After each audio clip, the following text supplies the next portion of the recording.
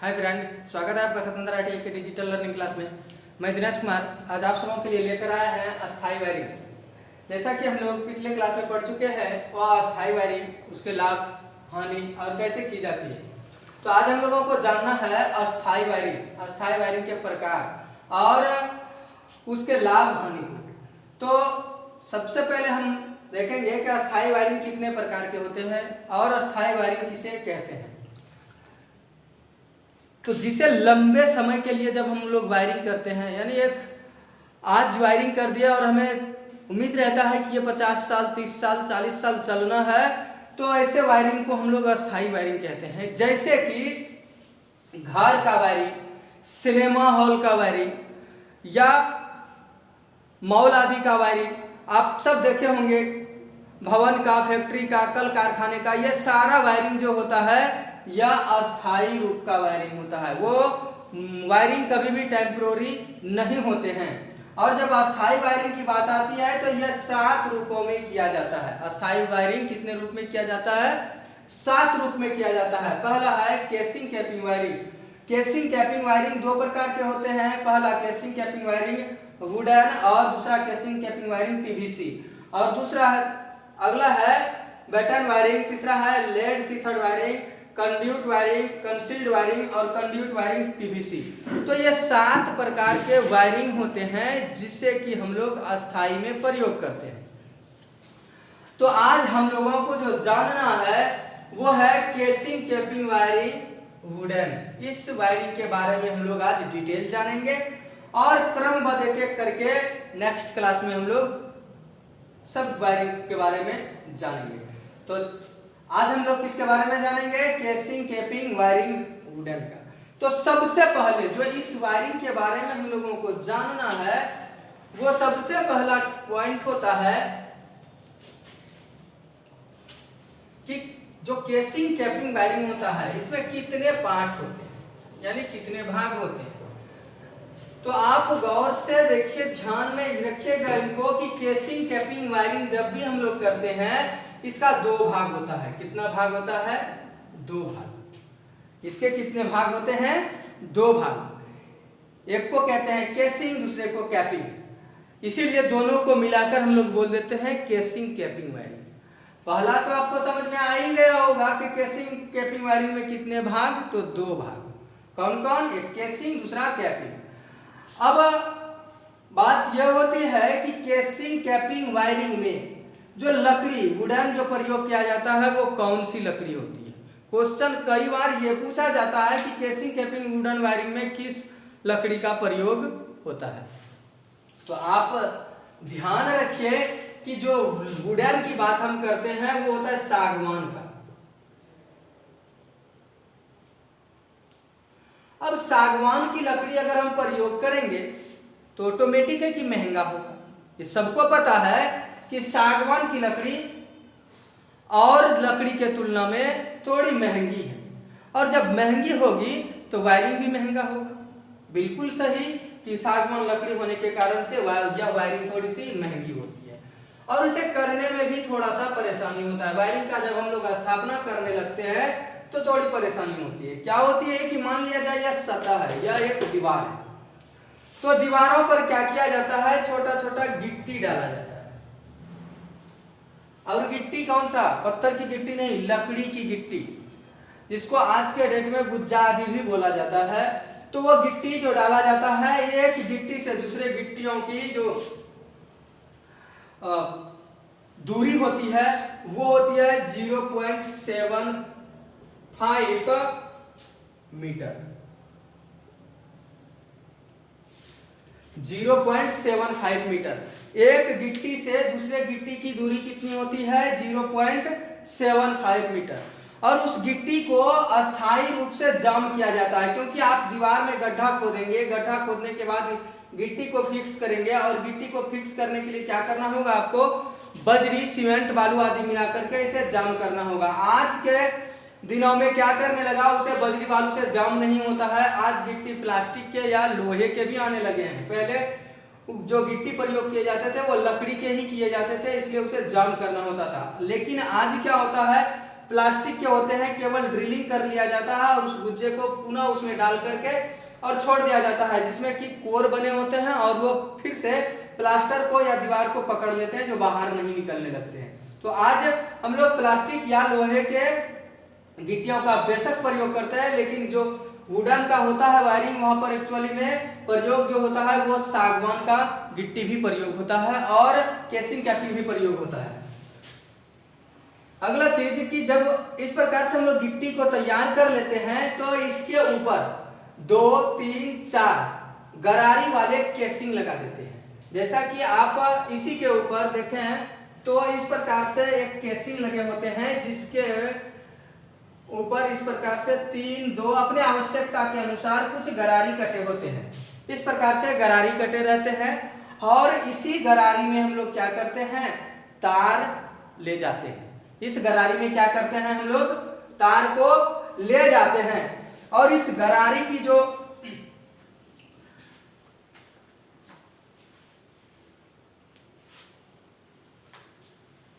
ऊंचाई होती है वो 40 से, यानी इसको हम इस प्रकार से बोल सकते हैं 40 × 50 mm। अधिकतम ऊंचाई कितनी होती है, 40 × 50 mm, यानी चौड़ाई 50 की और खड़ा 40 की, यानी 40 × 50 mm की ये कुल केसिंग होते हैं।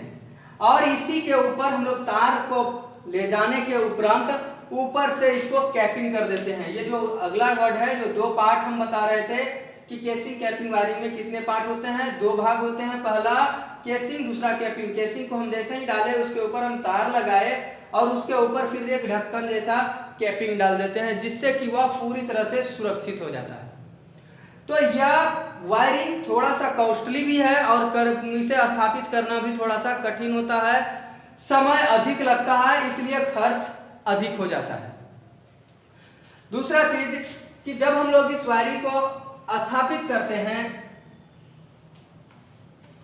तो स्थापना के उपरांत हम लोग देखते हैं कि केसिंग कैपिंग वायरिंग जब होता है तो इसमें कौन से तार का प्रयोग किया जाता है।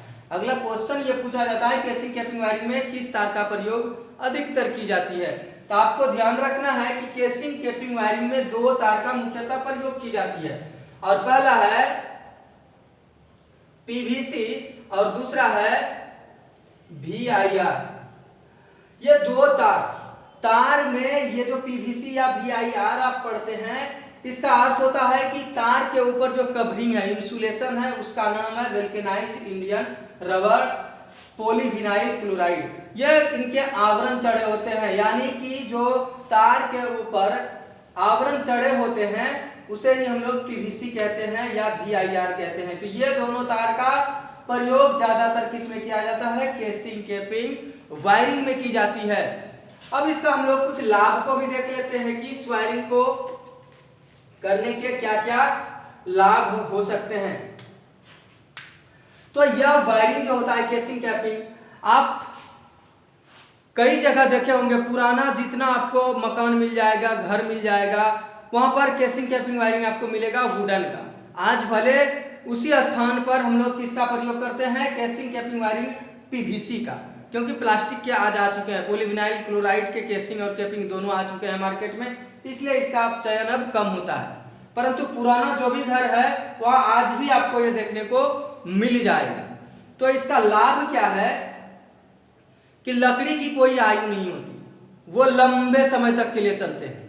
ऐसा नहीं है कि केसिंग कैपिंग को जैसे प्लास्टिक में हमने एक बार खोला तो फट गया, इस प्रकार से लकड़ी के वायरिंग में नहीं होता है। इसको सुरक्षित हम खोल सकते हैं, फिर से लगा भी सकते हैं, और एक लंबे आयु के लिए इसका मिनिमम अगर आयु देखा जाए तो 30 वर्ष होता है। और एक 30 वर्ष की वायरिंग बहुत लंबी आयु माना जाता है कि अगर हमने एक बार घर में वायरिंग कर दी और 30 साल तक अगर वो वायरिंग चल रहा है तो इसे ही हम लोग कहते हैं लंबा समय तक टिकना। और बाकी जो वायरिंग होते हैं उसका आयु और इससे कम ही होते हैं, और समय समय पर हम लोग को आवश्यकता अनुसार चेंज करना भी पड़ता है, क्योंकि जो उसमें तार हम लोग प्रयोग किए हैं उसका रेजिस्टेंस दिन प्रतिदिन क्या हो रहा है, बढ़ रहा है, चालकता घट रहा है, इसलिए समय के अनुकूल तो हमें चेंज करना भी होता है। लेकिन इस वायरिंग का जो उम्र दिखाया गया है, जो दिया जाता है, वो होता है 30 साल की। आप इसको एक बार स्थापित कर दीजिए और 30 साल के लिए निश्चित हो जाइए। ना तो आपको वुडन चेंज करना है, लकड़ी चेंज करना है, और ना अंदर की तार को चेंज करना है। इसमें सबसे बड़ी बात यह है कि इस वायरिंग में जो पीवीसी वायर या VI वायर का प्रयोग किया जाता है, उसका रेजिस्टेंस और वायरिंग के तुलना में कम बढ़ता है, क्योंकि जो टेम्परेचर का इस पर इफेक्ट होता है, प्रभाव होता है, वो लकड़ी पर कम होता है, जिसके कारण से उसमें चालक का चालकता बरकरार बना हुआ रह जाता है। तो सबसे बड़ी बात यह हुआ कि इस वायरिंग में हमें क्या मिलता है, कंडक्टर की चालकता अच्छा मिलता है। बाकी वायरिंग में कंडक्टर की जो चालकता होती है प्रत्येक वर्ष, यानी हम बात कर रहे हैं तो प्रत्येक दिन उसमें घट रहा है। जैसे जैसे उसकी टेम्परेचर बढ़ रहा है तो चालकता उसका घटते चला जाता है। लेकिन इसमें टेम्परेचर ही एंट्री नहीं होता है, क्योंकि ये लकड़ी के बने होते हैं, टेम्परेचर बहुत कम इन होता है, इसलिए इसकी चालकता बरकरार रहते हैं। तो इसका पहला बेनिफिट था। दूसरा कि इस वायरिंग में तार की सुरक्षा मूलभूत होता है, यानी बहुत अच्छी तरह से तार को सुरक्षित रख सकते हैं, तार जल्दी खराब नहीं होती है। और तीसरा है कि इसमें जो आप देखिए अभी गरारी बने होते हैं, इसमें क्या होते हैं, गरारी बने होते हैं। और गरारी में हमने क्या किया, एक गरारी में न्यूट्रल दे दिया, दूसरे गरारी में फेज दे दिया। जब अलग अलग दोनों गरारी में फेज और न्यूट्रल होंगे तो ऑटोमेटिक है कि दोनों में शॉर्ट होने की संभावनाएं बिल्कुल नगण्य हो जाएगा। मतलब यह वायरिंग शॉर्ट सर्किट को कम उत्पन्न करता है, यानी शॉर्ट सर्किट इसमें बहुत कम होता है। फेज और न्यूट्रल एवं अर्थ के मध्य जो लीकेज सर्किट या शॉर्ट सर्किट होता है वो बिल्कुल ही नगण्य होता है। हमने कुछ इसका लाभ को देखा, इसी के साथ अब हम लोग जानेंगे कि केसिंग कैपिंग वायरिंग के हानि क्या है, क्योंकि लाभ अगर इतना है तो कुछ तो हानि होगा। बिल्कुल सही है, इसका हानि भी है, और सबसे बड़ा हानि यह है कि यह मूल्य में बहुत अधिक होता है, क्योंकि सारी चीजें इसकी लकड़ी की होती है, और लकड़ी महंगी होने के कारण से जब ये वायरिंग की हम लोग स्थापना करते हैं तो ये थोड़ा सा कॉस्टली हो जाता है। और इसी के वजह से आज इसके स्थान पर प्लास्टिक का प्रयोग होने लगा, क्योंकि वो थोड़ी सस्ती होती है। तो ये पहला इसमें क्या है हानि कि यह थोड़ी महंगी है। अगला है कि इसे करने में थोड़ा, यानी केसिंग कैपिंग वायरिंग करने में हम लोगों को क्या होता है, थोड़ा समय अधिक लगता है, वक्त ज्यादा लग जाता है। और इसका हानि है कि इसे हम लोग अग्नि वाले स्थानों पर प्रयोग नहीं कर सकते हैं, क्योंकि लकड़ी है तो जलने में तो बहुत आगे होगा, लकड़ी जलता बहुत इजी से, और उसमें भी सागवान तो जल जाते हैं जल्दी से। यानी यह वैसे क्षेत्र में इसका वायरिंग हम लोग नहीं स्थापना कर सकते हैं जहां आग का बार बार प्रयोग किया जाता है। इसमें और एक कमी है, इसे नमी वाले स्थानों पर भी हम लोग प्रयोग में नहीं लाते हैं, क्योंकि अगर नमी वाले स्थानों में लाएंगे तो लकड़ी पूरी तरह से गीली हो जाएगी। वो जो उसमें ड्राई का क्वांटिटी है, जो ड्राई रहता है, सूखा रहता है लकड़ी, वो पूरी तरह से भीग जाएगा, और भीगने के कारण उसमें लीकेज सर्किट हो सकते हैं। इसलिए इसे नमी वाले स्थानों पर भी नहीं किया जाता है। तो इसे हम लोग कहाँ कहाँ नहीं कर सकते हैं, जहां आग का प्रयोग होता है, आग वाले क्षेत्र में, नमी वाले क्षेत्र में नहीं कर सकते, बाकी इसको सूखे स्थानों पर प्रयोग कर सकते हैं। तो आज हम लोगों ने जाना कि अस्थाई वायरिंग किसे कहते हैं, अस्थाई वायरिंग के कितने प्रकार होते हैं, और केसिंग कैपिंग वायरिंग क्या है, इसकी आयु कितनी है, इसमें कौन से तार के प्रयोग किए जाते हैं। उम्मीद करते हैं कि आज जो भी आप लोग पढ़े सारा चीज समझ में आया होगा। आज के लिए बस इतना ही, धन्यवाद।